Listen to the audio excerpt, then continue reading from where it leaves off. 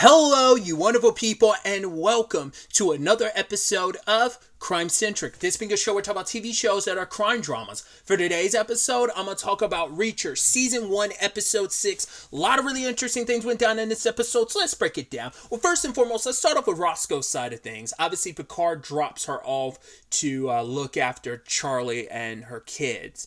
And obviously, they have a system in place, and they've been able to kind of stay off the radar for long enough. We learned a little bit more about, obviously Charlie's kind of worried about her kids, obviously. She stays up with them playing games because the longer they're awake, the less likely they are to sleep and have nightmares, which, Roscoe, we learned so much more about her this episode, a little bit about her parents. I don't know if we knew that her parents had died in a car accident, but, they talk about it this episode. In fact, she was actually in the car with them. It's actually interesting because I was actually reading a webtoon called, what was it? The Snake and the Eagle and the Snake, I think is what it's called. I believe so. That has a character who went through a similar thing, except it's only her mom that died in a car accident, but she has like a scarf. It made me think about that just because I was recently reading this webtoon. But anyway, it was actually really sweet and also sad. This whole story that Roscoe told about, like, she's like, my grandma read me this story about how Harry's parents were supposedly, Harry Potter's parents. Like, he was raised to believe they died in a car accident until he found out, my parents were actually wizards and they died trying to protect me. And for him, for Roscoe, she took that on her. Like, she was fairly young because I think she told Reacher she was like 13 when her parents died. And so for her, she adopted that and wanted to believe, like, okay, how she rationalized it was like, I like to pretend that my parents had died trying to protect me. And in some shape or form, that ended up leading her to kind of want to become a cop and, protect other people. So it's interesting how, sadly, you see it time and time with a lot of stories of how tragedy, like, ends up turning you into the person that you are. So, but sadly, they get found out. The Venezuelans end up finding him because we found out this episode that Reacher knew he was like, oh, it's South America, but obviously we found out no, it's specifically Venezuelans, and they ended up finding Charlie and Roscoe and them, and I'm like, that is peculiar. Like, how did in all the entire time, like, they hadn't been found until now. I was like, did they follow Roscoe here? It's like, there's no way they could have. Because I'm sure she was very diligent about making sure she wasn't followed. My mind immediately goes like, oh, don't tell me it's Picard. Especially when they show up later on getting his help. I'm like, don't tell me. I was like, who else? Because who else knows that location? Also, why now?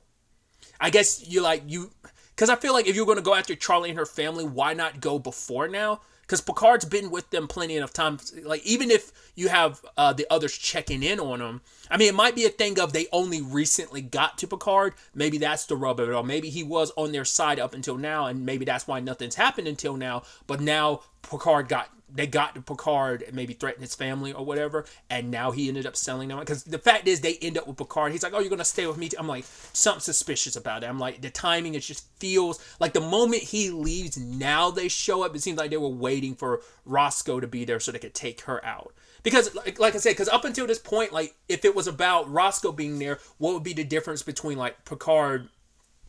Because, like,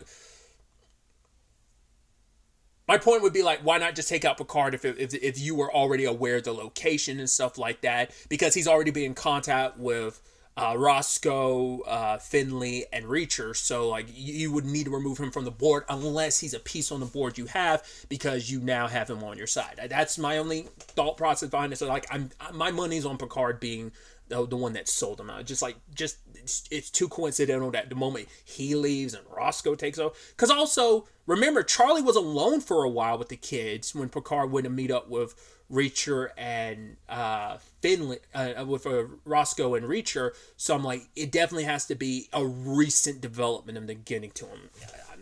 That's just my assumption. So, but Roscoe handled that quite nicely. I even love the whole situation where she took that other dude. I'm surprised if he's still alive. I mean, to be fair, she shot him in the leg, but it's like where he got shot in the leg, if he didn't get immediate medical attention, could have struck an artery. He could have bleed out and died. So, because that guy never got finished off, he just got shot in the leg. And then I thought it was so interesting because that guy's leg was standing out, but Roscoe didn't shoot it. She waited, and I love that, like, she was kind of like, you could hear her heart beating. She lifted the gun up a little bit, shot the tree right where his head would be, beside, and like the like shrapnel from the tree, like splinters, like flying to his face just as he was setting off. I don't, at first I was like, is that a flashbang or what? Because it didn't have a massive explosion, so it seemed like it was a grenade or whatever, some explosive, whatever it was. He was stumbling to get it, and it plopped off in his face just as he grabbed onto it. So I was like, I love how that played out. So luckily got Charlie and her kids to somewhere public to meet up with Picard. And this is when Charlie reveals, okay, she's actually known that Paul hadn't been working at a bank for a year. Because I'd said this in episode 2. I kind of let it go because maybe I was just reading too much into it. But if you look at the end of the at the end of that scene where Reacher and Roscoe were talking to her, first and foremost, when they first talked to her, she had this look of like she was hiding something. And I commented on the time it felt. I was like, I think it was that same episode I commented. It seemed like she might know more than she's letting on, but I kind of let it go because I'm like, you could have misinterpreted it. I was like, oh, she's just like, well, not misinterpret. Just at the time, you could interpret that as, oh, she's just concerned about her husband and worried. That's all it is. But now it's like, no, she definitely knew more. She knew the entire time that he wasn't working bank. In fact, she actually knew where he was working. Kleiner offered him a job, which I'm also going to say kind of feels like that's on Paul too, and maybe it's just because we have the context of knowing Kleiner's a bad guy, but even that initial pitch to Paul sounded money laundering. It did, I don't know, like it didn't sound above board. It sounded shady even from the initial pitch. But I'm like, I guess like if you could justify it, like handling it legally, like I'm sure there is like a way of moving funds around without it being completely illegal. But it feels like it's one of those skirting the lines things of like the line between it being legal and it being money laundering. Seems like that's too much of a slippery slope based on what Kleiner was saying. So I was like, I don't know. It seemed wrong. It seemed wrong from the get go, from the initial pitch. But found himself neck deep into it, and especially when Kleiner was like, "Oh yeah, can you send me that?" I was like, oh, cool. You're literally sending him the receipts of what you've done. Because I'm like, we know what business you're mixed up in. This is money laundering. So it's like, oh, you, like, once again, moving funds around for people. A whole bunch of funds. I'm like, that screams money laundering to me. But I guess it's the argument of, well, Kleiner is a good guy seen by most people, Margaret. So you're not going to think too much of it. I would just I'd be a little, I mean, he was reluctant, but Kleiner talked him into it. And now it's like, cool, I have these receipts. And it's devilish and so devious, but I do love the villainous like switch up of, oh, let me show you these horses. You know, these horses, it's like, oh yeah, all they get, I mean, they're retired race horses, but you know, they get to eat and fuck all the time. So it's like, oh, that's a good life. It's like, yeah, but they didn't always like it. They didn't like being caged up, so they would gnaw at the gates and complain, but then eventually they stopped. You know why? Because they eventually accepted their reality for what it is. And the fact of the matter is kind of realize, like, well, despite things being, I'm stuck in this particular stable, it's not too bad. You know why I'm telling you this, Paul? Because you're the horse in this situation, and I just put you in a stable. And you're going to want to gnaw at and just like laying it out like, oh yeah, you just did some money laundering. Because everything you did, even as good as you are, you couldn't fully do everything legally, and you basically gave me the receipts to prove your crime. So yeah, you can run to the police. Sure, you could do that. But at the end of the day, you're still going to go away for at least 30 years for what you've done. So it's kind of all on you. He's like, but why get so caught up in that? The fact of the matter is, you could be so effing rich and so much money if you just, you know, bang away at your keyboard. You know, nothing too crazy. But it's like, yeah, I know it. You had that instinct to run. Do not run. I'm going to give you time to think about it. And so in episode 1 that Paul made it seem like, oh yeah, he heard them threaten that they would do this to his family, which they did, but he also saw it firsthand. He saw the whole crucifying someone and then castrating them. Now, we don't know if it was the feeding the balls to him, because at least in Morrison's case, his wife was there to witness it. Paul would have wife and children witness it. This guy, to be fair, Paul could have been a witness to it, so it could have been a thing of, because she let, like, Charlie just said castrate. She didn't include the eating the ball situation, but it might have just been implied. But yeah. So no wonder Paul was scared. Not only he used it, once again, that was a very, very specific thing, and then we saw it come to life with Morrison. And so it's like, oh, Paul had witnessed that, so he believed them that they would do it. It wasn't just a threat. It wasn't a threat. It was a promise to do that if he screwed them over. So yeah. So, and even Charlie's reason for, I was trying to protect my family, that's why I didn't say anything at the time. But I was like, well, because I guess at the time she didn't know for sure that Paul was dead. It's still not clear. I don't think he is dead. I think he's still alive because he never actually talked to the police. Granted, they were trying to kill him, so I don't think he's dead. I think they found out that they could still utilize him. Maybe he's a lot deeper in this than even Charlie. I just don't think he's dead yet, but we'll see. I mean, it could. I was about to say, like, you would have figured his body would have shown up. They haven't been too shy about, bodies and stuff like that, leaving them as kind of a message, but they probably need him because regardless of it all, he is still good at what he does, and you don't know how long it's going to be before you find another person like that, so we'll see where that storyline goes. Like I said, my thoughts: Paul's still alive. Picard, I think he's a bad guy. It's just, you don't know who you can trust in this situation. That's what this story creates, so much mistrust. So there's that. We pick up in the aftermath of Finley finding, I still want to, every time I have to pause because I almost want to say Clive every time I reference Finley. But we see Finley talking to Reacher about what happened, and Reacher saying like, oh yeah, that the way the cut is done, it's got to be done by like a very specific, like he calls it like, I forgot, it was like, is it like by a Venezuelan knife or a very specific, like maybe military tactic by Venezuelan soldiers, but regardless, it's like because of the way the cut's done, you drown in your own blood. So Kleiner got is like, we're right, we were under the impression he's the boss. Turns out he's just the middleman to someone else. Because Paul was supposed to meet the boss, but to be fair, that whole thing was just kind of I got a message to kind of show you. Granted, we don't know if Paul ever met the boss, because I was like, are we going to meet the boss behind this? It's like, it is interesting. Like, we're in episode 6. We still haven't met the head honcho behind everything, which is interesting. We've only met the middleman, that being Kleiner, because he was the highest up the hierarchy that we had met. And now it's like he's been removed from the board, so the man behind the man is gone. So I'm curious who it's going to be. I wonder, is it going to be an actor I'm familiar with or not? Either way. So, obviously, Finley has to show up to work talking to Till, like, oh my god, what happened? Where was his body discovered?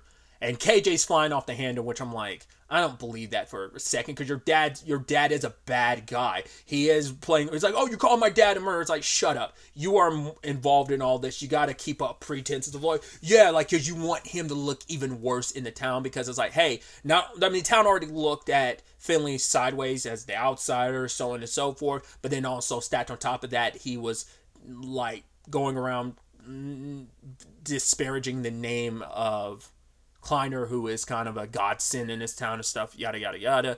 KJ being the spoiled brat, because even Till had to rein him in, like, go in my office, and like I think even Till was like, yeah, shut up with your theatrics, because and it's not like, maybe it's also like, right, if your investigations into my dad put a target on his back, it's like your dad's sloppy work got you. I mean, it's like he ended up killing the wrong people and setting this all in motion. Granted, that was probably more so the it's like he had to have some co-sign on some of that, not less that was the Venezuelan side of things being like, no, they took care of that, and he has to kind of deal with the cleanup. But yeah, he was doing his best trying to rein things in, but yeah, now he's dead. So I can understand that frustration where he blames, it could just be a thing of, yeah, my dad was a criminal, but if you hadn't been so insistent on doing your job or whatever, then my dad wouldn't be dead. So maybe that's the argument. So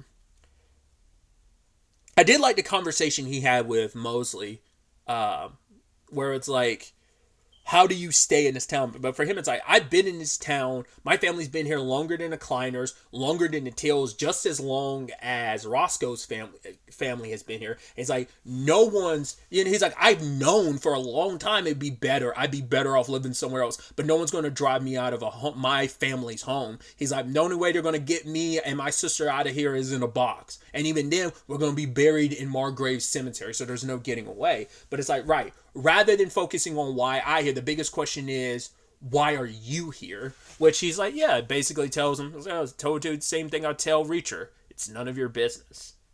But I also love Mosley also being like, yeah, next time bring me the Roman type of tomatoes. These are not they're not ripe enough. Fact of the matter is, maybe in a week or so they might make a good sandwich or whatever. So going back to that that sandwich she had made the trio, like what, not last episode. No, I think that was last episode. I think that was episode 5. He had made them those sandwiches, yeah. But either way, Reacher and Finley do bond a little in this episode, and we kind of learn more. Finally get the reveal that yes, in fact, Finley's wife did die. I was like, I've called it. I was like, because the way they were setting that up, and even the phone bill thing of like, yeah, because they would have cut her phone off by now if she was dead. But it's like he's got to be paying it just to hear her voice, and it's like, oh, dude, that's really sad. Turns out she was sick, and he left Boston not because of anything that was going on. Because I was wondering like what the treatment he's getting here in Margaret's. I'm like, did the same thing happen in Boston? It's like, no, it's just everywhere he went, it was just a reminder, and he just felt like he failed her. It's like, I had promised to move heaven and earth to make sure she got better, and she didn't. And so everything he's doing is kind of a means of penance for his failure, which even Reacher's like, yeah, that's stupid. Because he's like, yeah, why didn't you tell me? It's like, I never told you that. You just made the assumption that my wife left me. He's like, most people would think that because of my grumpy attitude. He's like, you being a pain in the ass. He's like, yeah, me being a pain in the butt. It's like, stop like censoring yourself and just curse, which he does later on, which he's like, see, I like it when you curse. And it's like, well, double fuck you then. But it's like, yeah, he's like, I just don't bother correcting people. People want to make assumptions about me. He's like, fine, it's not my job to correct those assumptions. Because even Reacher had thrown out the two options of like, it's either you got divorced or she died. It's more likely, and it's like, once again, he's been pretty right about everything up until this point. But I kept prefacing, I believe that's going to be one of the things he's mainly wrong about. So, because they were talking, because the whole conversation came up because Finley doesn't cast people away too easily, and that got Reacher thinking like, right, stop carrying around the ring, then get over her. And it's like, well, can't get over her because she died. But because Reacher talked about the fact is, it's like, oh, is Neely a friend? And he's like, yeah, but no, he's like, Neely's Neely. I don't describe her as a friend. Like, he feels weird labeling stuff like that. I think he's a little emotionally stunted in some capacities. I think it's his way to be able to, by not being close to people, you're not so caught up in ties, and it makes it a little easier to just, it makes it easier when people go or you lose touch. It makes it a little easier, because he even talks about, he's the one that put together the 110th, like, special investigation group in the army. Like, he put that together. The Pentagon put it together, let him do that and take charge of it because they thought it was going to fail. That's why they let him be the leader of it. But it's like, in total, there was 9 of us. We were so close. We went through so much at the time, but now that I'm out of the army, we're not close. It's almost like, I guess, that bonding thing of like, yeah, what bound us together was our duty, but I think it's also, because Neely doesn't seem as emotionally stunted as Reacher is. Like, it's like I said, I think it's a defense mechanism. Doesn't seem like Neely's the same way. It seems like that's a Reacher thing. Like, maybe his upbringing is part. I mean, we even saw like, hey, he lost touch with his brother for a couple years. I think it's just, we don't know what led to the fallout between him and Joe. Is it just, I mean, as he said, like, once again, time pass. It's just, you let so much time pass, it just becomes, you just let that become your norm, and go, like, it's a little harder to go above and beyond to reach out to someone. So maybe it's not necessarily they had a fallout. Maybe they did, and they just let shit fester too long. Or maybe it's just a thing of, yeah, we just spent so much time not contacting. Maybe his brother tried to reach out and he just never responded. That was kind of my thought at the time. Who knows? But like I said, I just think it's a defense mechanism that he just wants to keep people at a distance, because it makes it harder to kind of live the life he is, because you're always going to be sad if something happens to him. So, because he doesn't even know what happened to the rest of the squad. The only person he seems to be in contact with is Neely. And we don't know how many times they've been in contact over the years post their time in the army. Like, because he had a phone number, because she was like, yeah, the only person who has my number is you and my dad. So I think that's kind of, so it must mean like he contacts Neely. Like, he definitely contacts Neely from time to time, because he was already like, yeah, she's a PI, I know. So they definitely keep in contact. I think that speaks volumes of Neely's the only one outside of the army. Like, what were the circumstances that kept you and Neely in touch, and why that didn't reflect with the rest of the squad? Stuff like that's kind of interesting. But either way, They were on a stakeout. They saw Dawson leaving with a truck, so they're like, okay, he's got to be like dropping, must be delivering the money. But when they do investigate the truck later on, it turns out it's empty. Which my immediate thought was, well, if it's empty, it's most likely that instead of maybe he's not going to pick up, maybe he's not going to drop off money, maybe he's going to pick it up, which seems to be the case. But I figured that would be the case. Like, why would he be driving so like adamant about driving with that empty truck? He's not taking as many breaks or stops, which I love the tension of that scene where it's just like Finley like hiding behind the wheel, they're like ducking under back and forth under the truck, Reacher staying on top. Because I'm like, I guess he must have heard a little bit of the ruckus outside. They weren't making a lot of noise, but enough to make him come out, had his pistol ready, being or his revolver ready, being like, all right, anyone out? But it's like, oh, I guess I'm just being paranoid. So why? I mean, I guess he seems a little squirrely, you know. As just in general, that character seems a little squirrely. So maybe that's all it is. I should also talk about the fact is I love their conversation in the car about, oh, like, I know how to tell people. It's like, obviously how you've handled things recently kind of proved that you don't. They're going through music. What was it? T-Bone Walker. It's like, whoa, is T-Bone? I thought T-Bone was white. He's like, T-Bone is white, Walker is black. It's like, come on, Finley. And it's just like, man, I've had enough of blues music. And then he puts in Carry On Wayward Son. I was lost my shit. I was like, yes. Going on a little bit of a supernatural tangent because I will forever associate that song with the show Supernatural. I'm sure they had to have played it in I can't remember the first time they played that song in Supernatural. Usually it was kind of a season finale or season premiere thing, because it's usually like hey, we're recapping what's happened in the season so far, or we're recapping what happened in the previous season, and they would use Carry On Wayward Son. Obviously, I've heard the song outside of that. Funny enough, I heard it, I think it was season 3. Maybe that was season 2. I can't remember now off the top of my head. Definitely popped up in Big Sky, which Jensen Ackles, who was in Supernatural, was in the 3rd season. I can't remember that was season 3. I want to say that was season 2, but maybe that was season 3. I don't remember off the top of my... No, it's definitely season 2. So that was just kind of interesting. But I've definitely heard this song a few times outside of the context of the show, but that was the first time I ever heard it was in Supernatural, and it is a banger of a song. It's just like, I even love Finley being like, oh, the greatest, like one of the greatest openings to it's so good and it's so catchy. And the fact is, he's like, white people don't get enough props. They really know how to rock out. And just like Rachel look at him like, oh god, you seem like such a dweeb. I love that Finley is, but I mean, he's not wrong. It's a banger, dude. Oh, so good. You just like, even I kind of got into that mood, kind of air drumming with him. Oh, I love it. Once again, I'm going to stop with my Supernatural tangent, but I'm like, I don't know whose decision it was to get the licensing for that song for that show. I don't know. You would assume that's an Eric Kripke decision. I don't know if maybe it was suggestions from someone else or what, but whether it's Eric Kripke or the creator of Supernatural, he's also like the showrunner of The Boys, if you're curious. But whoever decision that was, like I said, I'm assuming it's Eric Kripke's, but maybe if it's someone else, whoever suggestion was, that was an amazing choice, because like I said, I will forever associate that song with that show, and it's such a good song. But anyway, done with my tangent. So when that was all said and done, like I said, I wanted to circle back to that music conversation in the car, but what eventually happened is Finley and Reacher are trying to reach out to the respective professors to find out what Joe knew. Because it's like, right, the conference is over. They've got to definitely be back in the States by now, or just like back home. I don't know if where the conference was necessarily happening. I don't know if it was out of the country or whether maybe it just been in another state, but you just couldn't reach them for 3 days. Talk to one professor. That professor was already dead. Called the other one Castillo. Luckily, she's alive. Reacher had her go to the police immediately, because it's like, right, put yourself in protection so that no one comes after you.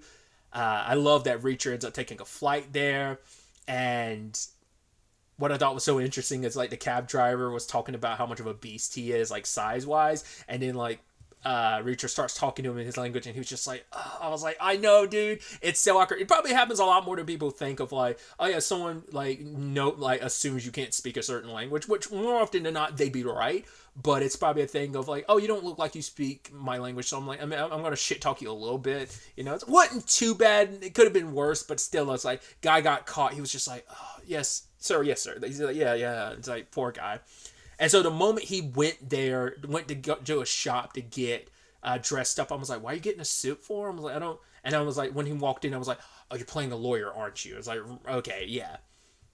I was wondering why he specifically like pointed out Diaz. I was like, what was that about? I don't understand why. Because he was looking at the shoes, and I didn't know if that told him anything. We find out later on it's because he recognized another person from the military, former military person.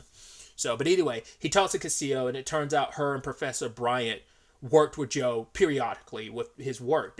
That's how they met, because they're very good in their fields. In fact, these two are the only people in the U.S. who are people who are understanding of MUC. What was it? Multi undetectable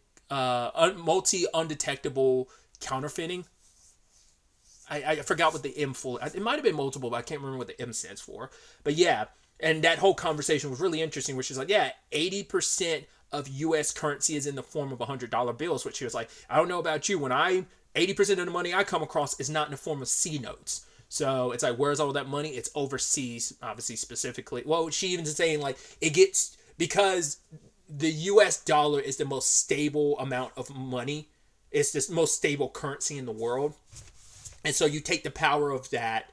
Obviously, inflation causes a lot of issues with like how powerful the dollar is and stuff like that. But I don't know I don't know currently. Obviously, this was filmed probably like 2021, maybe parts of 2022. So I don't know where that currently stands. Conversation wise, we're talking in confines of the show. We don't have to really get like real world economical, because I'm not well versed enough in economics to have that conversation, because I'm an idiot. But anyway, going back to this conversation in the show, was this whole conversation about how that money could be used, because in particular, a C note is powerful. Even Joe coined the term, well, not coined the term, but how he referred to them as super bills, because that might actually be a legitimate, like, real world economical term for counterfeit, like, $100 bills, in American $100 bills, because they're the money that gets counterfeited the most, just because it is the power that it can stretch, obviously, across the world, and what it can be, especially in the more seedy underbelly around the world of, like, the criminal organizations of drugs, human trafficking, yada yada, weapons, and so on and so forth. So, but because of that, the making fake $100 bills is so hard. But if you're talented enough and you're motivated enough, you can do it. Joe had shut down all the means of manufacturing that in the U.S., except for the one place that can make it, and that's for the government when it comes to and that secret's locked up, like Fort Knox. It's specifically one place I think is probably government orientated to make $100 bills and stuff, right? But then all of a sudden the money starts popping up again, and he thought it was being made in Georgia. So now this is where Reacher figures out, right, we got it backwards. They're not making counterfeit money in Venezuela and bringing it here. It's being made in Georgia and being shipped to Venezuela. So that's what this whole operation is. So the Coast Guard thing is still applicable. They can make the money. They're sitting on tons and tons of counterfeit money. But Venezuela, like whoever they're organized, or whatever the organization is that needs the money in Venezuela, cannot get it. So that's where the Coast Guard is. It's still true. Like, it screws up the whole operation, obviously. But they had it backwards on the way the whole money train was working. I'd assume this would have to deal with the animal feed that has been such a crucial point from Reacher that everyone else, in particular Roscoe, would kind of be very dismissive of. But I think this is where that comes into play. Because it's a very specific, it's because what she said is like, it's very specific, dye, this and that. What you really have, the biggest concern is the paper. So in some shape or form, the animal feed plays a role in that. And I don't know if the ingredients from the paper, from the animal feed can replicate the paper that money's printed on in particular. So maybe that's what it is. I don't know. Maybe someone talented enough.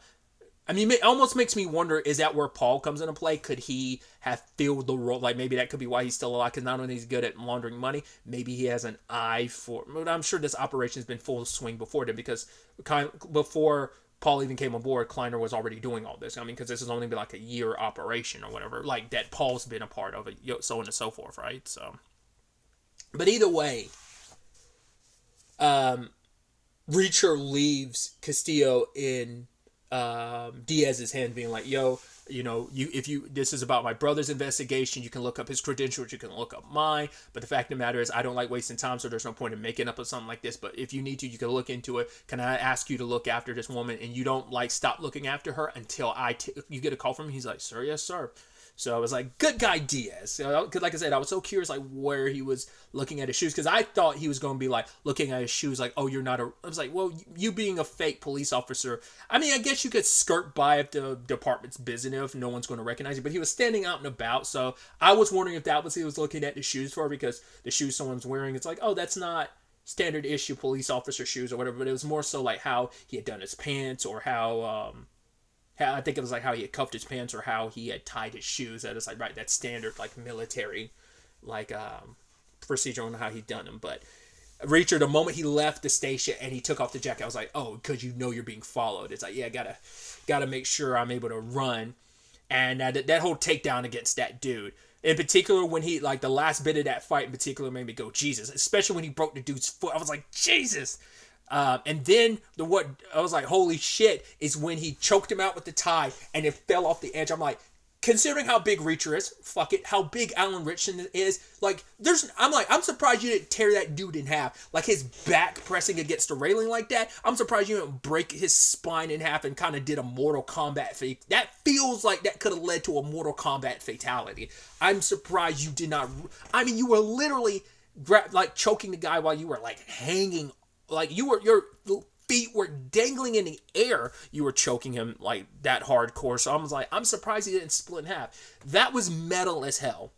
So, yeah, and just, like, the last shot being, like, him walking away. And home dude, because when Reacher broke his foot, he kind of, like, his foot was kind of in between some bars when he broke it. And so he's there, bent over backwards over the railing, just dead with a tie around his neck. I was like, Jesus Christ, dude, that's metal as hell.